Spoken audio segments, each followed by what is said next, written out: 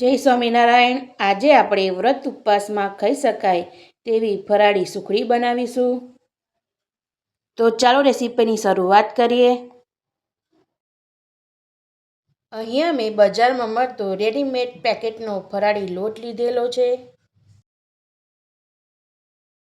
આ રીતનો લોટ લેવાનો છે।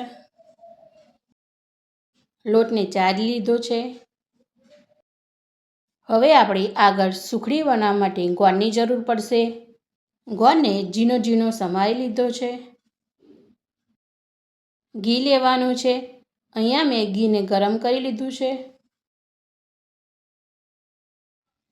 અહીંયા ગેસને ચાલુ કરી કઢાઈની અંદર આપણે ઘી ઉમેરી લઈએ। 250 ગ્રામ જેટલું ઘી લઈ લઈશું।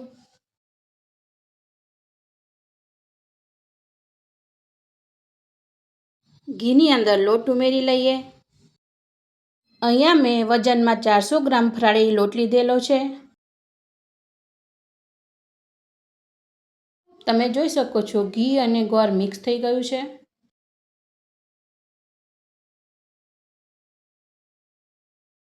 ગેસને એકદમ સ્લો આંચ પર લોટને શેકતા રહીએ।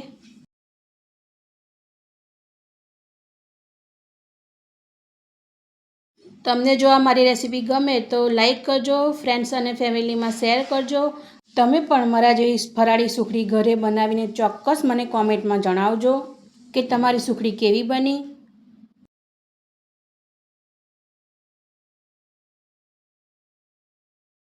જેમ જેમ લોટ શેકાશે તેમ લોટમાંથી ઘી છૂટું પડશે અને લોટનો કલર પણ બદલાશે।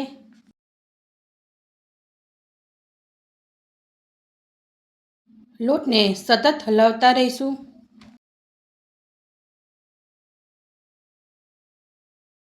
લોટનો કલર પણ બદલાવા લાગ્યો છે। લોટની ઉપર ઘી દેખાય છે અને આપણો લોટનો કલર પણ બદલાઈ ગયો છે, એટલે આપણો લોટ શેકાઈ ગયો છે। લોટની અંદર ગોળ ઉમેરી દેવાનો છે। વજનમાં જોઈએ તો અહીંયા 300 ગ્રામ ગોળ ઉમેરેલો છે। ગોળને લોટમાં મિક્સ કરી લઈએ અને ગેસની આંચને બંધ કરી દઈએ। ગરમ લોટમાં જ બધો ગોળ ઓગળી જશે। મિક્સ કરીને હલાવતા રહીએ।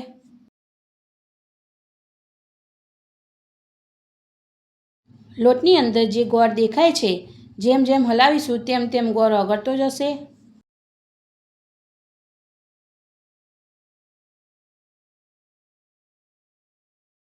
બધો જ ગોળ ઓગળી ગયો છે। હવે સુખડીને ઠારવા માટે આપણે સ્ટીલની ડીશ લઈ લઈશું। ડીશની અંદર ઘી લગાવી લેવાનું છે। સુખડીને ઠારવા માટે ડીશની અંદર લોટને ઉમેરી લઈએ। ડીશમાં સુખડીની ઉપર તબેથાની મદદથી સરખું કરી લઈએ।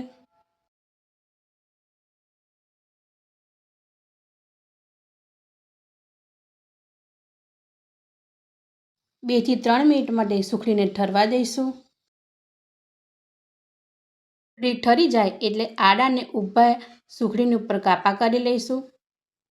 તૈયાર થઈ ગઈ છે આપણી સુખડી। સુખડીને કાઢી લઈશું। સુખડીનો ટુકડો કરીને પણ જોઈ લઈએ કે આપણી સુખડી કેટલી સોફ્ટ બની છે।